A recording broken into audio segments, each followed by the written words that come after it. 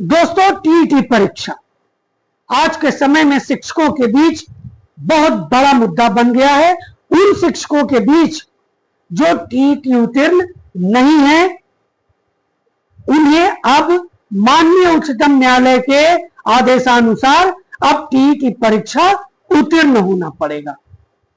माननीय उच्चतम न्यायालय ने इसकी एक डेडलाइन तय सीमा भी निर्धारित कर दी है।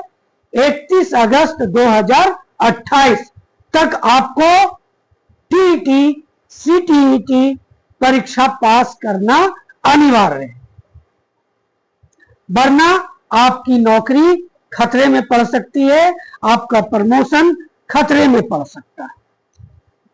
दोस्तों, ये बड़ा सवाल है आज पूरे देश के शिक्षकों के बीच, और माननीय उच्चतम न्यायालय का आदेश है तो पूरे देश पर लागू होता है। बड़ा सवाल मैं आज जो आपके बीच में लेकर के आया हूं वह यह है कि क्या बिहार में दक्षता उत्तीर्ण शिक्षकों पर भी यह अनिवार्यता लागू होगी। बहुत महत्वपूर्ण सवाल है दोस्तों, क्योंकि लगातार मेरे पास या सभी एक दूसरे के बीच इस बात की चर्चा जरूर कर रहे होंगे। मेरे पास अनेक मैसेजेस आए, फोन कॉल्स आए, जिसमें पूछा गया है कि क्या हम दक्षता पास शिक्षकों को भी टीईटी परीक्षा देनी होगी। मैं आज इसी पर चर्चा अपने इस चैनल के माध्यम से, इस वीडियो के माध्यम से करने जा रहा हूं। बहुत ही महत्वपूर्ण वीडियो है दोस्तों, पूरा वीडियो देखिए, समझिए। एक एक फैक्ट को मैं आपके बीच में रखूंगा। चैनल पर नए हैं या चैनल को अभी तक आपने सब्सक्राइब नहीं किया है तो चैनल को सब्सक्राइब कर लेंगे, अधिक से अधिक शेयर जरूर कर देंगे, ताकि उन सभी शिक्षकों तक ये वीडियो पहुंच सके जो एक बड़े उधेड़ बुन में फंसे हुए। तो दोस्तों, बात करते हैं कि 2009 आरटी एक्ट लागू होने के बाद टीईटी परीक्षा अनिवार्य कर दी गई। बिना इसके शिक्षक नहीं बन सकते थे। उसके पूर्व शिक्षक बहाली होती थी परीक्षा के माध्यम से, सर्टिफिकेट के माध्यम से भी बिहार में हुई। लेकिन दोस्तों, नियोजित शिक्षक जो बिहार के हैं, उनके लिए शिक्षक पात्रता परीक्षा के पूर्व दक्षता परीक्षा का आयोजन किया गया। 3 से 4 चरणों में इसका आयोजन किया गया, और इसमें साफ उल्लेख था कि अगर आप ये परीक्षा उत्तीर्ण नहीं करेंगे तो आपकी नौकरी चली जाएगी, आप शिक्षक पद से हटा दिए जाएंगे। और सभी शिक्षकों ने, लगभग सभी शिक्षकों ने दक्षता परीक्षा उत्तीर्ण की। नियोजित शिक्षकों की बात मैं कर रहा हूं। उसके पहले नियमित शिक्षक 94, 99, 34,540 इनकी जो बहाली हुई, ये बिना टीईटी और दक्षता परीक्षा के हुई। इन पर भी चर्चा करेंगे। लेकिन दोस्तों, मैं दक्षता परीक्षा पर बात सबसे पहले करूंगा। तो दक्षता परीक्षा हुआ, उसके बाद टीईटी परीक्षा ऑर्गेनाइज हुआ, उसके तहत भी नियोजित शिक्षक चुने गए। उसके बाद दोस्तों परीक्षाओं का आयोजन होता है, और ये परीक्षाएं टीआरई 1, टीआरई 2, टीआरई 3 और उसके बाद प्रधान शिक्षक, प्रधानाध्यापक।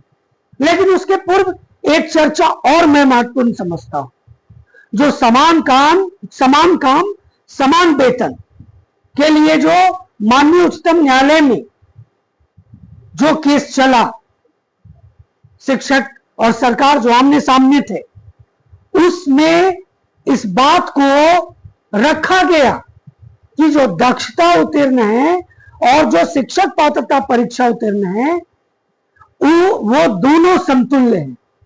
इसलिए उन्हें यह कह करके कम नहीं आंकना है कि वो दक्षता पास है, और इन्हें ज्यादा नहीं आंकना है कि ये शिक्षक पात्रता परीक्षा पास है।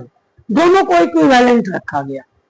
और जैसा कि मैंने आपको कहा, परीक्षाएं आयोजित हुई, और उस परीक्षाओं में चाहे टीआरई 1 हो, 2 हो, 3rd हो, ऐसे शिक्षक जो दक्षता उत्तीर्ण थे उसके आधार पर उनकी नियुक्ति हुई। प्रधान शिक्षक, प्रधान अध्यापक, यहां भी नियुक्ति दक्षता पास के आधार पर हुई है। ऐसे हजारों शिक्षक हैं।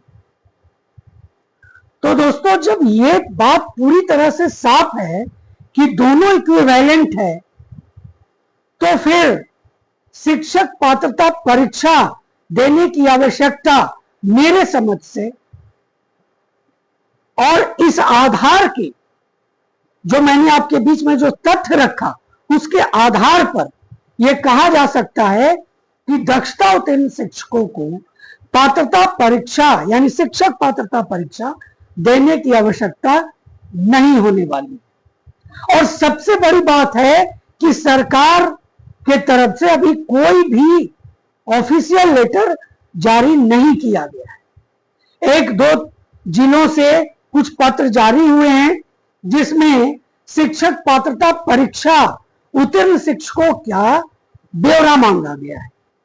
तो दोस्तों, इसमें तो 94, 99, 34,540 ये शिक्षक भी हैं जो ना शिक्षक पात्रता परीक्षा के अंतर्गत आते हैं और ना दक्षता परीक्षा पास के अंतर्गत आते हैं। इन दोनों से ये परे हैं, तो उनके लिए यह अनिवार्य हो सकता है। लेकिन दक्षता परीक्षा पास जो शिक्षक हैं, जो दक्ष हैं, और सबसे बड़ी बात मैं आपको यहां पर कहना चाहता हूं, जो सबसे महत्वपूर्ण तथ्य है कि जो दोनों परीक्षाएं हुई, चाहे दक्षता परीक्षा हुई या फिर उसके बाद शिक्षक पात्रता परीक्षा हुई, इन दोनों का पैटर्न लगभग एक था।